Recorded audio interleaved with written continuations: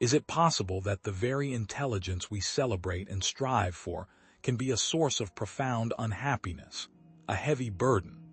What if the tools we use to dissect and understand the world also serve to distance us from genuinely experiencing it? What if the relentless pursuit of knowledge and achievement comes at the cost of real connection, deeply felt emotion, and authentic purpose? This intellectual trap is a real phenomenon, where overthinking and excessive analysis lead to paralysis, emotional detachment, and a painful sense of disconnection from genuine experience. Intelligent individuals often find themselves trapped within the labyrinth of their own minds, endlessly analyzing and dissecting life, rather than fully engaging with its messy, unpredictable reality.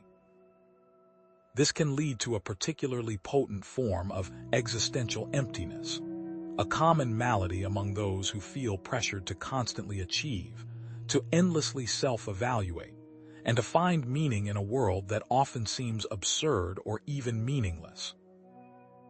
Søren Kierkegaard, the 19th century Danish philosopher, grappled intensely with these very issues, and his concept of the sickness unto death offers a powerful framework for understanding this uniquely modern struggle.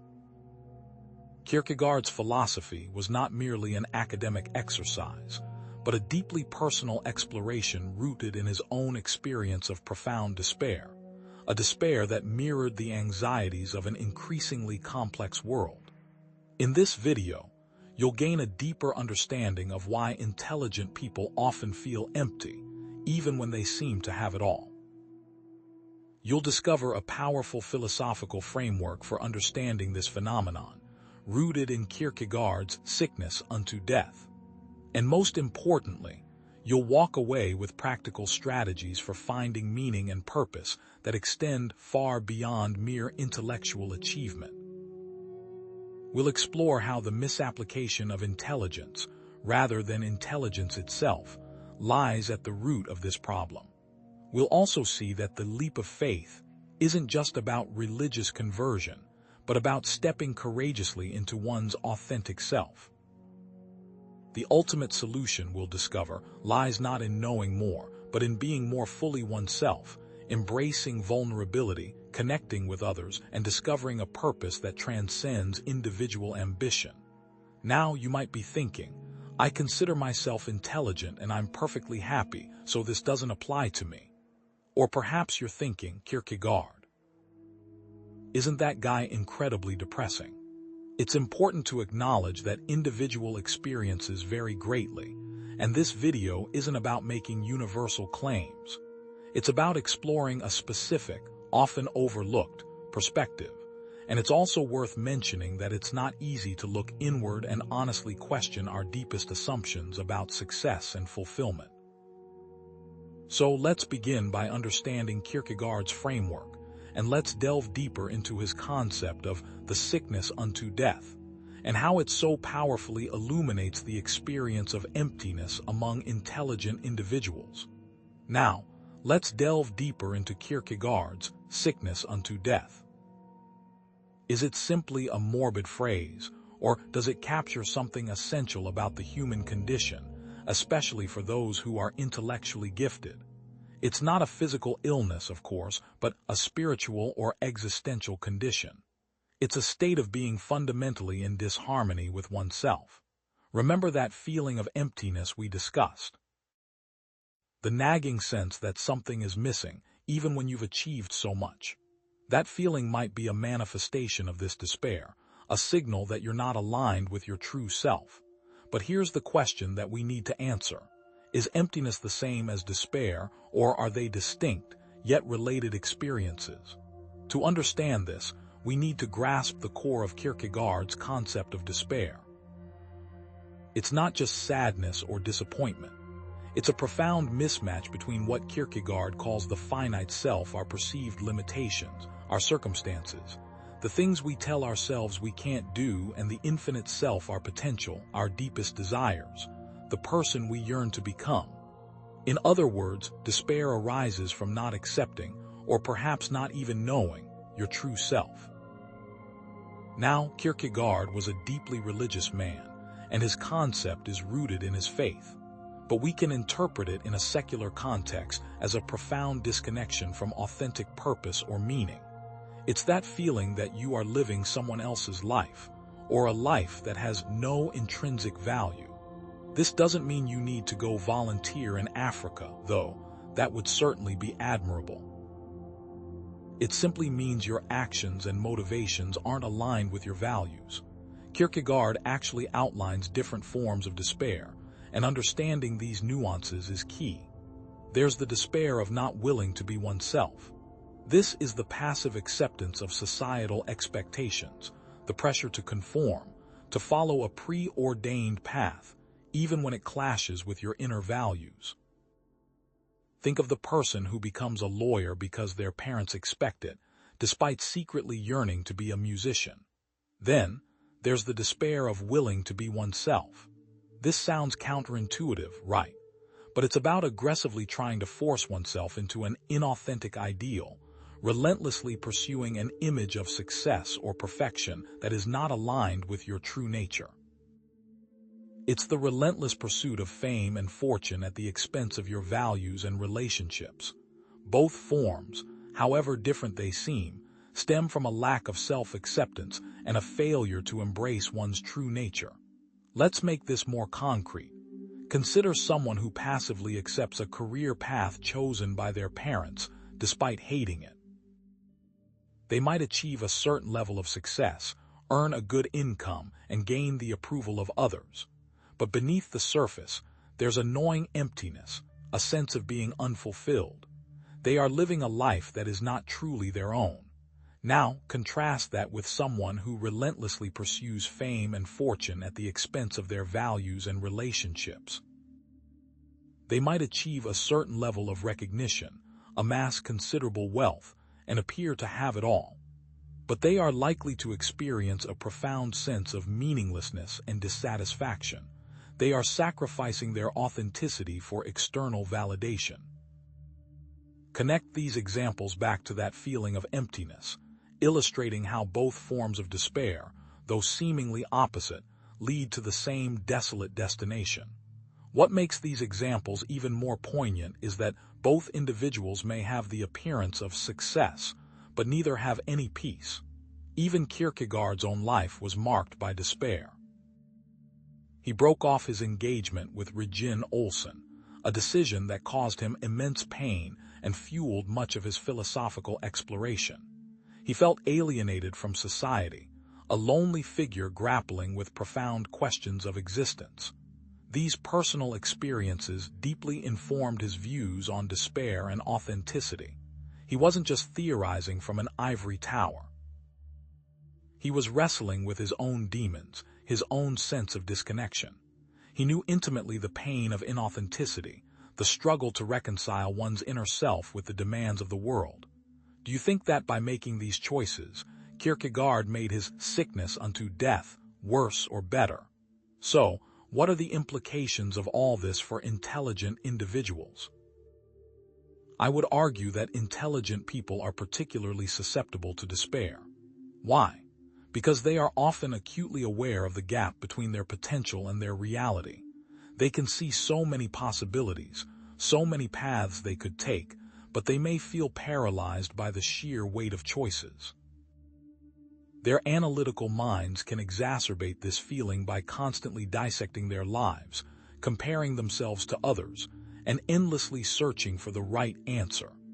The gift of intelligence, when misdirected, can become a curse, trapping them in a cycle of overthinking and self-doubt.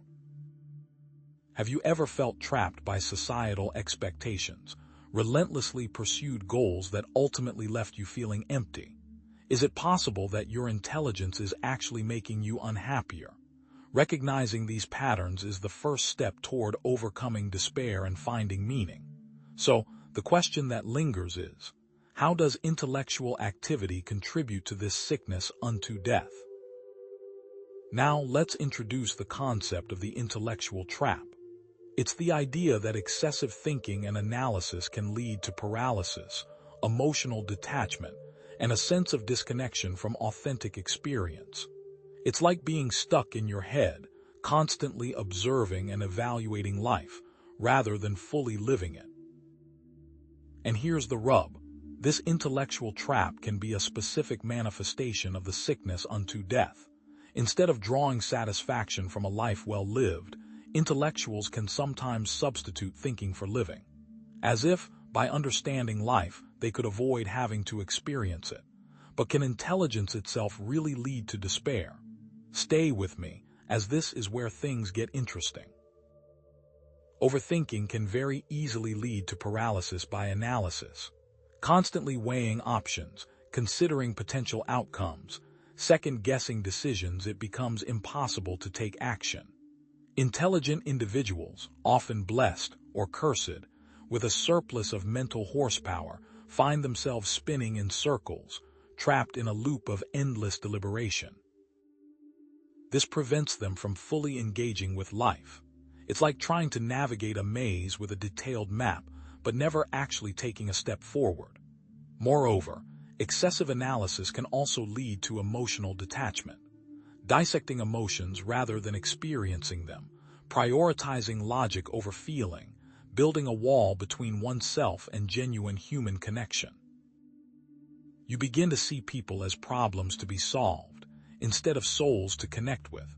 When we prioritize abstract thought over concrete experience, we ultimately detach from reality and enter a world saturated with meaninglessness. The more we climb into our heads, the further we move from the real world. But what happens when we use the gift of intelligence to try and solve problems that can't be solved? What happens when we try to find a rational explanation for something that can only be understood intuitively? What happens when we think we can understand emotions without feeling them? Think of Hamlet, Shakespeare's iconic creation. His overthinking leads to inaction, missed opportunities, and ultimately tragedy. He's so consumed by his thoughts, his doubts, his endless questioning, that he's unable to take decisive action. Now think of Jay Gatsby from The Great Gatsby. His relentless pursuit of an idealized past, a dream that can never be fully realized, prevents him from living in the present. Both characters are, in some ways, victims of their own intellectual tendencies.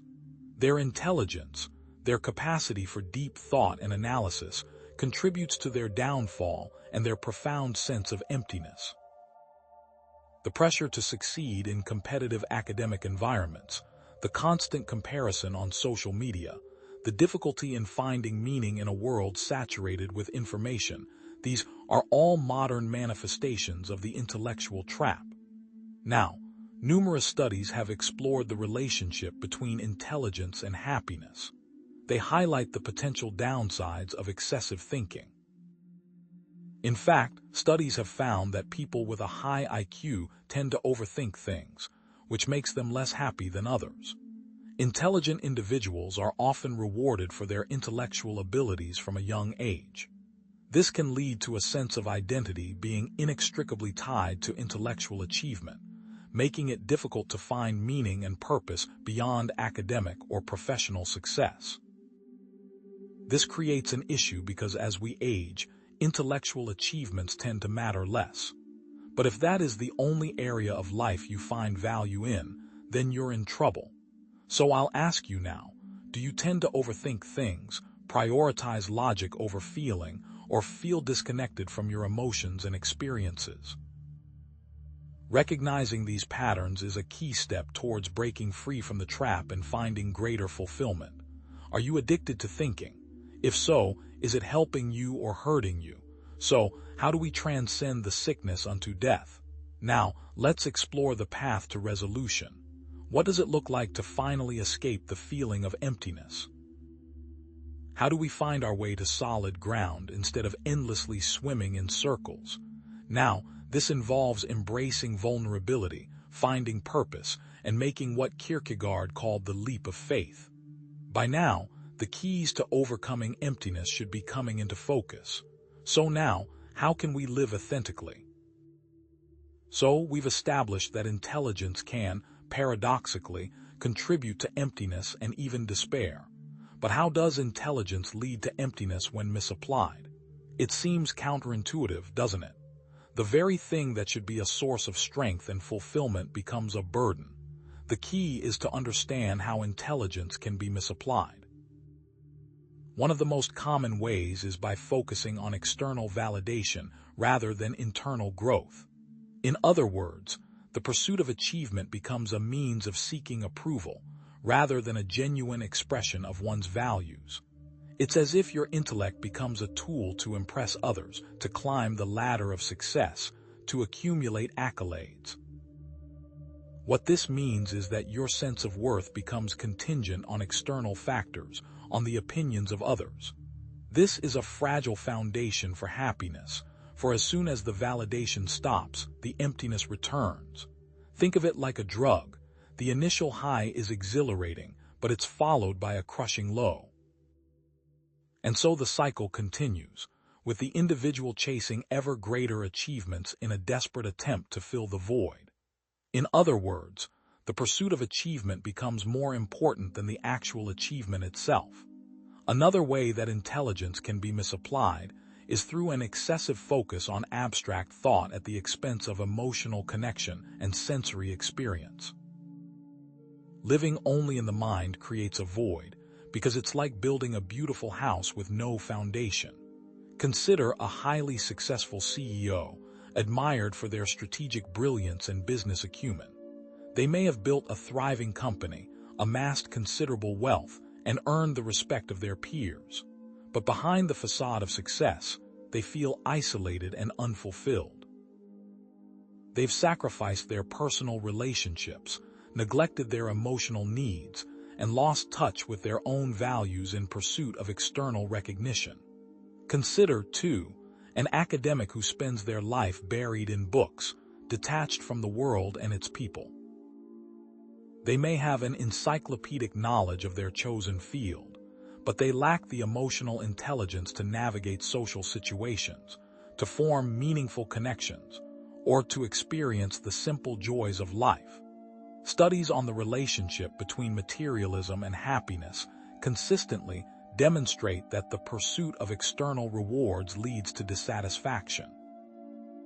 People who prioritize wealth, status, and possessions are generally less happy and more prone to anxiety and depression than those who value intrinsic goals, such as personal growth, meaningful relationships, and contributing to society.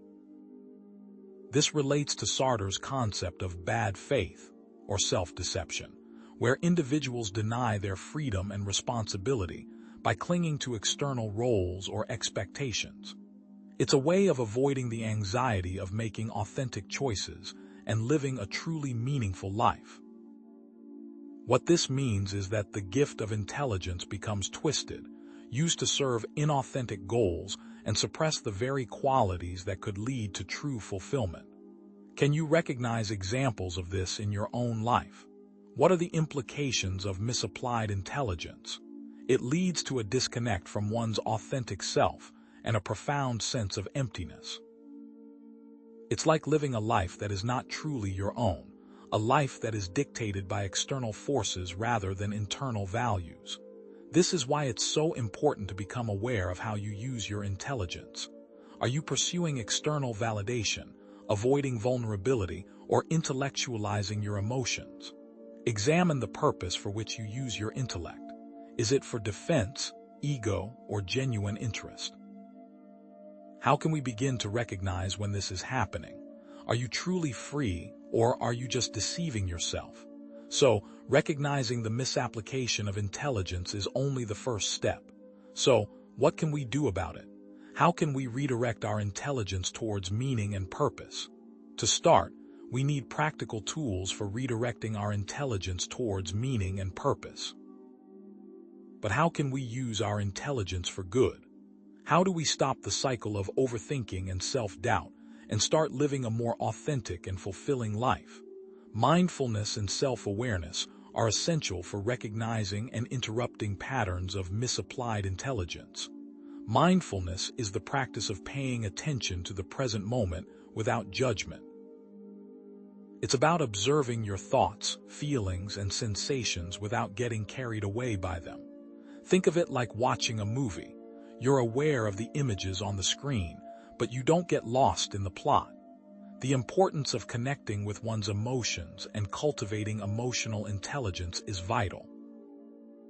Emotional intelligence is the ability to understand and manage your own emotions, as well as the emotions of others.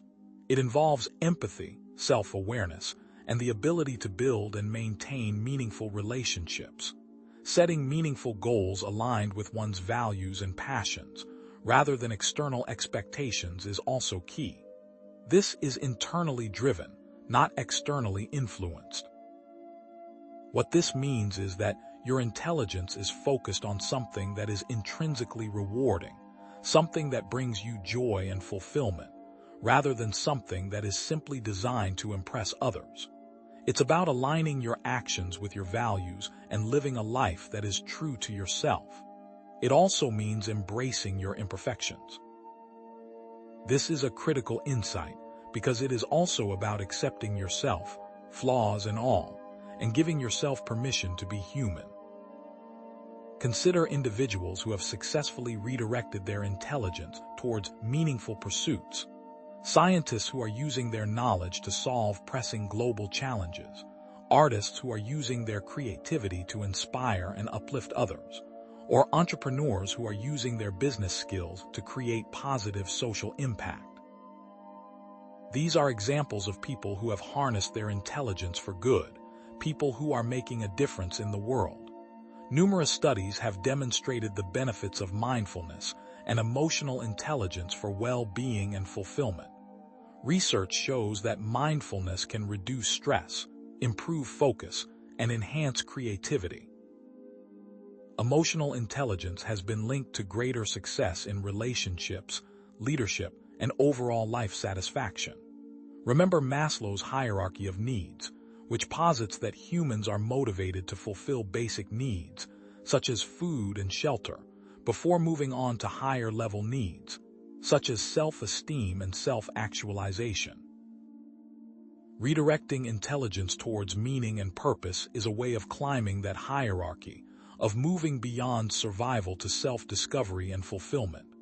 Journaling, meditation, therapy, spending time in nature, talking with trusted friends. These are actionable tips for viewers to practice mindfulness, cultivate emotional intelligence, and set meaningful goals, and are tools that anyone can utilize. However, for those unable to find solutions themselves, therapy may be valuable. The implications of redirecting intelligence towards meaning and purpose are profound. It leads to greater authenticity, fulfillment, and connection. It's like finally finding your true north and navigating with a clear sense of direction and purpose. However, this is an ongoing process, not a one-time fix. There will be setbacks, challenges, and moments of doubt. The key is to be patient with yourself, to celebrate your progress, and to keep moving forward. Even if you take one step forward and 2 steps back, at least you are moving.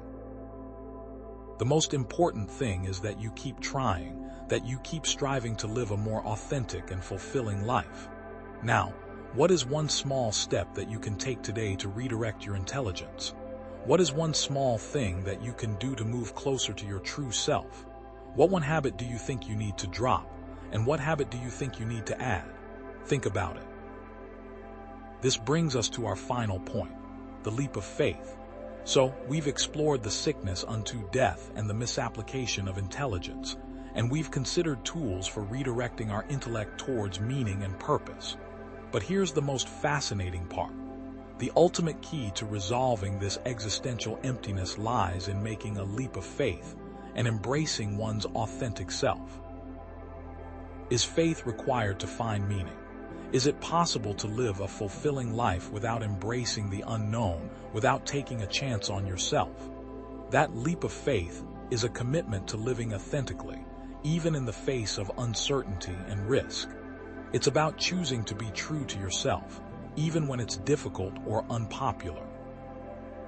It's about embracing your imperfections, accepting your vulnerabilities, and trusting your intuition.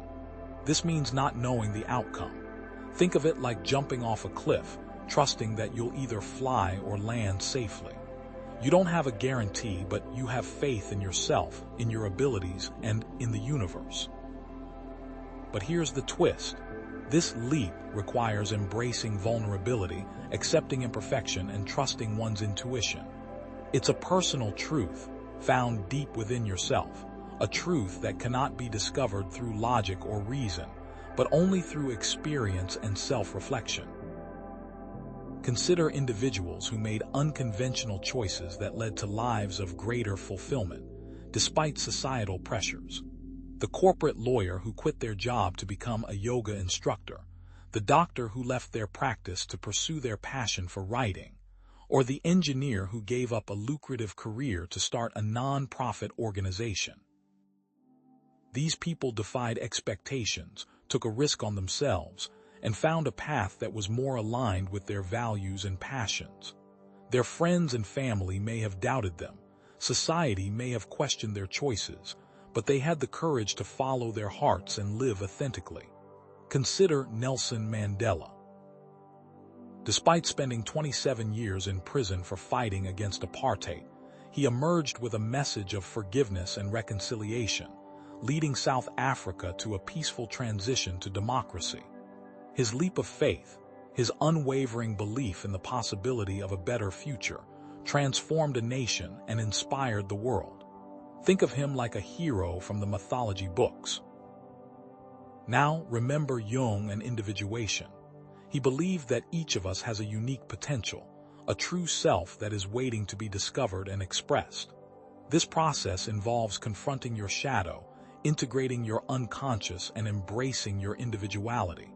It's a journey of self-discovery that requires courage, honesty, and a willingness to embrace the unknown. You must be willing to look inward. The leap of faith is essential for finding meaning, embracing the unknown and living authentically, and is indeed connected with overcoming the sickness unto death. Now, what leap of faith do you need to take in your own life? What are you afraid of doing? What are you afraid of becoming? What small step can you take today to move closer to your authentic self? What would you do if you weren't afraid? What is one thing you know you should do but you're too afraid to try? And I'll remind you, it's okay to move slowly. You don't have to make a dramatic change overnight. You can start with small steps, with small acts of courage, with small leaps of faith. Let's summarize the transformative potential by embracing authenticity. But here's a challenging question. What if the biggest obstacle to authentic living isn't external pressure, but our own self-deception? Is it possible we are lying to ourselves, constructing elaborate narratives to avoid facing uncomfortable truths? Self-deception is a process of actively avoiding or distorting truths about oneself and the world. It's not simply being wrong or ignorant. It's a deliberate effort to maintain a false sense of reality. The psychological motivations behind this are complex, stemming from a need to protect the ego, avoid uncomfortable emotions like guilt or shame, and maintain a sense of control in a chaotic world. In essence, it's a form of bad faith, as Sartre would say, where we deny our freedom and responsibility by clinging to illusions. What this means is that we knowingly convince ourselves to believe an untruth, even though deep down we suspect otherwise. This can manifest in subtle ways, from downplaying our flaws to constructing elaborate justifications for our actions. But make no mistake, these stories we tell ourselves have repercussions. Intelligent people, ironically, are often particularly adept at self-deception. This is because they can use their intellectual abilities to rationalize their behavior, intellectualize their emotions, and selectively seek out information that confirms their pre-existing beliefs. Think of it as constructing an intellectual fortress around their ego, defending it against any information that might threaten their self-image. Rationalization involves creating seemingly logical explanations to justify actions or beliefs that are actually based on irrational motives. Intellectualization, on the other hand, involves detaching from emotions by analyzing them in an abstract, detached way.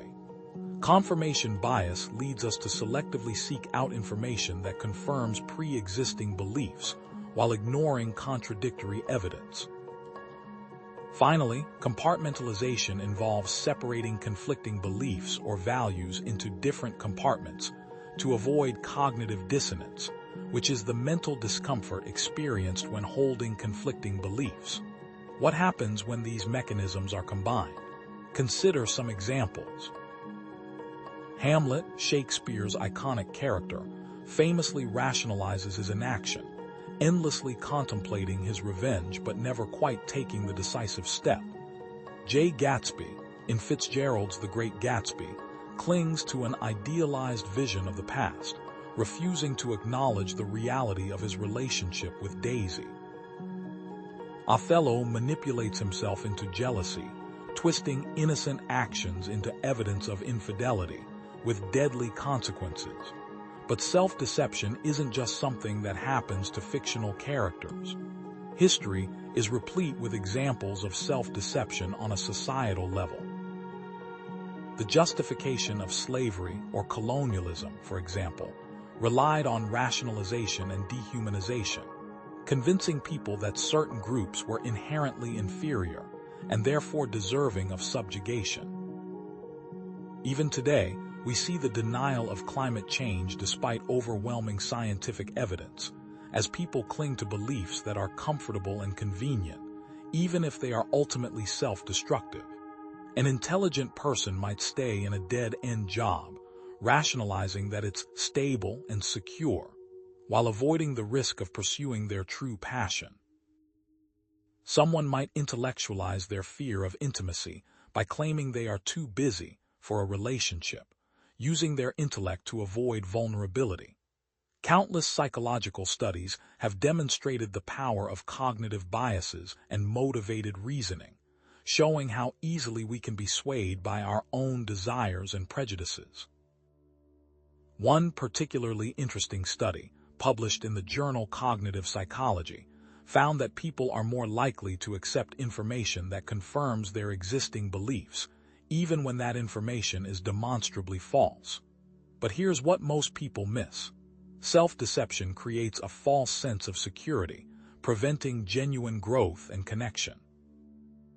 It reinforces the intellectual trap by preventing individuals from questioning their assumptions and embracing new perspectives. Kierkegaard argued that despair is a form of willing to be a different self, an inauthentic self, leading to a deeper sense of alienation and meaninglessness. By deceiving ourselves, we are essentially choosing to live a lie, a life that is not truly our own. And here comes the most uncomfortable part. The societal impacts of this type of self-deception are enormous. When entire communities or nations cling to false beliefs, it can lead to conflict, injustice, and even violence. How can we recognize when self-deception has taken hold in our own lives and in society? Have you ever rationalized a bad decision, intellectualized your emotions, or selectively sought out information to confirm your beliefs? Recognizing self-deception is the first step, but the real challenge lies in confronting it. How do we break through our self-deceptions? What tools can we use to see ourselves and the world more clearly? While self-deception is pervasive, it is not insurmountable. What tools can we use to uncover our self-deceptions and live more authentically? How can we cultivate the courage to face uncomfortable truths and embrace a more genuine existence? Radical honesty with oneself is paramount. A commitment to facing uncomfortable truths, even when they challenge one's self-image. This means being willing to examine your motives, acknowledge your flaws, and confront your fears, without resorting to rationalization or denial. Seeking feedback from trusted sources is also invaluable. Friends, family, therapists, or mentors can provide objective perspectives, helping you to see yourself more clearly. Mindfulness and self-reflection can help to identify patterns of self-deception. This involves paying attention to your thoughts, emotions, and behaviors without judgment, noticing when you are resorting to rationalization, intellectualization, or other defense mechanisms. Seeking diverse experiences can challenge your perspectives, and ultimately, therapy can provide an objective space for reflection. Each of these tools can serve as a mirror, reflecting back to us the parts of ourselves that we may be trying to hide. Consider individuals who have successfully confronted their self-deceptions and transformed their lives. People who confronted fears and redefined limitations. Think of someone who finally admitted that a long-held belief was wrong and embraced a new perspective, or someone who left a comfortable but unfulfilling relationship to pursue their own path. Or consider an individual who overcame a lifelong fear of public speaking, not by denying their anxiety, but by acknowledging it and developing strategies for managing it. These stories demonstrate that confronting self-deception is not easy, but it is possible. What these individuals have in common is they were each radically honest with themselves. Anecdotal stories abound of people who received honest feedback from others that helped them to see themselves more clearly, like the person who was told by a friend that they were being too controlling in their relationships, or the person who was told by a colleague that they were not listening to others. Studies on the benefits of self-compassion and acceptance for overcoming negative self-beliefs have also yielded helpful results. One study published in the Journal of Personality and Social Psychology found that people who practice self-compassion are more resilient in the face of adversity, more likely to take responsibility for their mistakes, and more motivated to learn and grow. The implications of confronting self-deception are far-reaching. It leads to greater self-awareness, authenticity, and resilience. It allows you to build more meaningful relationships, make more informed decisions, and live a life that is more aligned with your values. However, this is an ongoing process, not a one-time fix. There will be times when you slip back into old patterns of self-deception, when you find yourself rationalizing your behavior or denying your emotions. The key is to be patient with yourself and to celebrate your progress. Self-awareness makes that leap possible, because if we are not aware of our actions, we cannot change them. This is because self-awareness is a powerful tool for change, making the leap of faith more manageable. But we're just scratching the surface of how to make that leap. How can you commit to one small step towards confronting your own self-deceptions, such as journaling for 5 minutes each day or asking a trusted friend for feedback? This approach is closely related to the work of Carl Rogers and unconditional positive regard, where you treat yourself with kindness and respect, regardless of your flaws or imperfections. This brings us to our next and final point: embracing imperfection.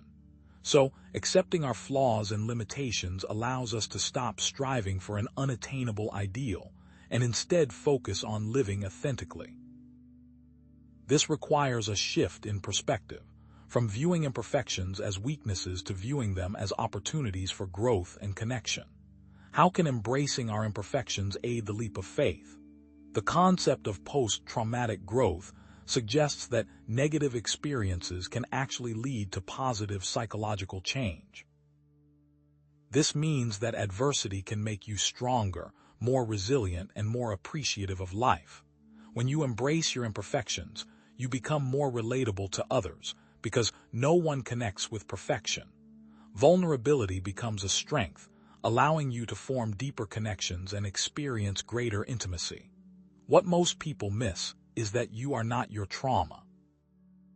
Consider the stories of historical figures who were flawed but changed the world. Abraham Lincoln struggled with depression, Martin Luther King Jr. faced criticism and betrayal, and Mother Teresa battled her own doubts and anxieties. Yet, these individuals left an indelible mark on history. To reframe your mindset around imperfections, one must challenge their own negative thoughts. What is the evidence for and against this thought? Is there another way to view the situation? Is this thought helpful or harmful? One self-help strategy is to practice self-compassion.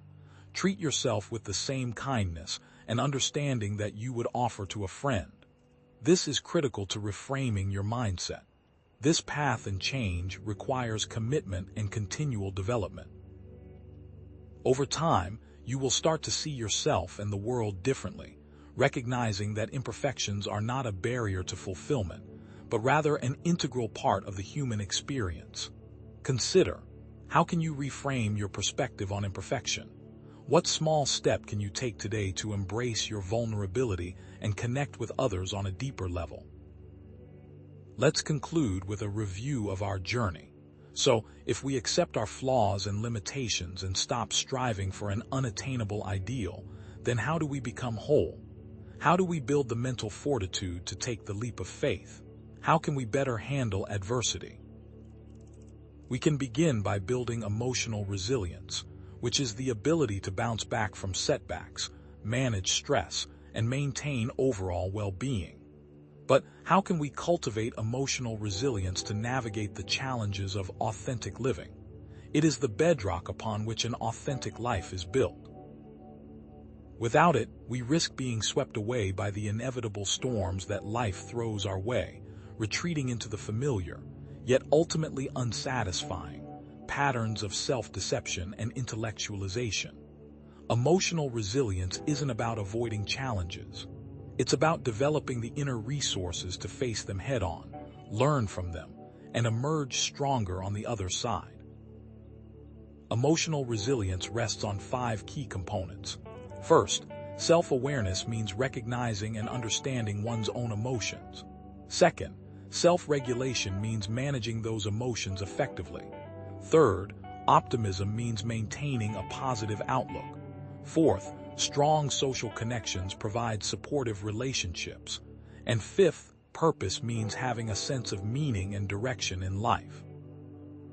Each of these elements work in tandem, creating a synergistic effect that amplifies one's ability to navigate adversity. Emotional resilience isn't an innate trait. It's a skill that can be cultivated through conscious effort and practice. It is like building a muscle. The more you use it, the stronger it becomes. A person can start by paying attention to their emotional state. This includes noticing the physical sensations, thoughts, and behaviors that accompany different emotions. Once we recognize our emotions, we can begin to manage them effectively. Consider the lives of Nelson Mandela and Viktor Frankl. Mandela spent 27 years in prison, yet he emerged with a spirit of forgiveness and reconciliation, becoming a symbol of hope for a nation scarred by apartheid. Frankl, a Holocaust survivor, found meaning in his suffering, developing a theory of logotherapy that emphasized the importance of purpose in life. These individuals demonstrated extraordinary emotional resilience in the face of unimaginable adversity, showing us the power of the human spirit to overcome even the most daunting challenges. Studies on the benefits of emotional resilience consistently demonstrate its positive impact on both mental and physical health. Research has shown that individuals with high levels of emotional resilience are less likely to experience depression, anxiety, and burnout. They also tend to have stronger immune systems, better cardiovascular health, and a longer lifespan. Practicing mindfulness and meditation can help cultivate self-awareness and emotional regulation. Developing coping mechanisms for stress, such as exercise, journaling, or spending time in nature, can provide healthy outlets for managing difficult emotions. Building a strong social support network can provide a sense of belonging and connection, offering a buffer against loneliness and isolation. Setting realistic goals and celebrating small victories can foster a sense of accomplishment and purpose, boosting self-esteem and motivation. And practicing gratitude can shift your focus from what you lack to what you have, promoting a more positive outlook. But what are the implications of cultivating emotional resilience for intelligent individuals? It enables them to navigate the challenges of the intellectual trap, overcome self-deception, and take the leap of faith with greater confidence. Emotional resilience provides a buffer against feelings of meaninglessness and hopelessness. It allows us to approach challenges with a sense of curiosity and optimism, rather than fear and despair. By developing our capacity to manage stress, regulate our emotions, and maintain a positive outlook, we can break free from the cycle of self-doubt and inertia that often plagues intelligent individuals. In essence, emotional resilience transforms the intellectual trap into a springboard for growth, allowing us to use our intellectual abilities to solve problems, overcome obstacles, and create a more fulfilling life. Consider assessing your own levels of emotional resilience. Where can you improve? What would happen if you didn't take steps to improve your emotional resilience? What would your life look like? But here's the twist. Emotional resilience is crucial, but it is also important to develop a strong sense of self-compassion. How can we better relate to ourselves? Self-compassion involves treating oneself with kindness, understanding, and acceptance, especially during difficult times. But how can we create self-compassion to fully embrace our authenticity? Self-compassion is not self-pity or self-indulgence. It's a recognition that we are all imperfect human beings, deserving of kindness and understanding, especially when we are struggling. It is not a substitute for taking responsibility for our actions or striving to improve ourselves. Rather, it is a foundation for growth and change, allowing us to approach our flaws and failures with a sense of acceptance and self-forgiveness. Self-compassion has three key elements. First, self-kindness means treating oneself with warmth and understanding, rather than harsh judgment. Second, common humanity means recognizing that suffering and imperfection are part of the human experience. Third, mindfulness means paying attention to one's thoughts and emotions without getting carried away by them. When we are self-compassionate, we are more likely to take risks, pursue our goals, and connect with others in a meaningful way. It is the ability to see our failures as opportunities for growth, rather than as sources of shame and self-criticism. What happens when we are able to forgive ourselves and view our struggles with compassion? Consider some everyday applications of self-compassion. Respond to mistakes with understanding rather than self-criticism. Acknowledge one's limitations without feeling ashamed. Offer oneself the same level of support and encouragement that one would offer a friend. Studies on the benefits of self-compassion for mental health and well-being consistently demonstrate its positive impact. Research has shown that people who practice self-compassion are less likely to experience depression, anxiety, and stress. They also tend to have higher levels of self-esteem, optimism, and life satisfaction. Writing a letter to oneself from a place of compassion can help to cultivate self-kindness. Practicing loving-kindness meditation can help to develop feelings of warmth and compassion towards oneself and others. Using compassionate language when talking to oneself, such as "it's okay to make mistakes" or "I'm doing the best I can shift your mindset from self-criticism to self-acceptance. Consider the impact of consistently offering yourself compassion. Practicing self-compassion helps individuals to overcome self-criticism, embrace imperfection, and take the leap of faith with greater self-acceptance. It also provides a foundation for honest self-reflection and a more balanced perspective. By treating ourselves with kindness and understanding, we create a safe space for exploring our flaws, confronting our fears, and pursuing our dreams. Self-compassion allows us to see ourselves with greater clarity and objectivity, recognizing our strengths and weaknesses without judgment. In other words, we can see ourselves as we truly are, not as we think we should be. What would you say to yourself if you had only 5 minutes left to live? But even with emotional resilience and self-compassion, finding purpose can still be a challenge. How can we identify our authentic purpose to make the leap easier? Finding a meaningful purpose beyond external validation helps us make the leap of faith and avoid emptiness. But how do we find this purpose? To put it simply, finding your purpose isn't a single epiphany, but an ongoing process of self-discovery. It's a journey of aligning your values, passions, and strengths with something that makes a meaningful contribution to the world. It's about finding something that gets you out of bed in the morning, something that inspires you, and something that makes you feel like you're making a difference.